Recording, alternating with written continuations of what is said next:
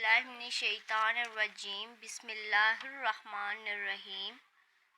آج ہم جو ٹاپک آپ کو بتانے جا رہے ہیں وہ ہے بچوں کا دینی جذبہ۔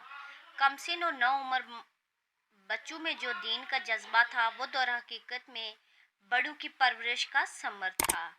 اگر ماں باپ اور دوسرے اولیاء اولاد کو شفقت میں کھو دینے اور ضائع کر دینے کے بجائے شروع ہی سے ان کی دینی حالت کی خبرگیری رکھیں تو دین کے امور بچوں کے دلوں میں جگہ پکڑیں اور بڑی عمر میں جا کر وہ چیزیں ان کے لیے بامنزل عادت کے ہو جائیں۔ لیکن ہم لوگ اس کے برخلاف اپنے بچوں کی ہر بری بات پر بچہ سمجھ کر چشم پوشی کرتے ہیں، بلکہ زیادہ محبت اور جوش ہوتا ہے تو اس پر خوش ہوتے ہیں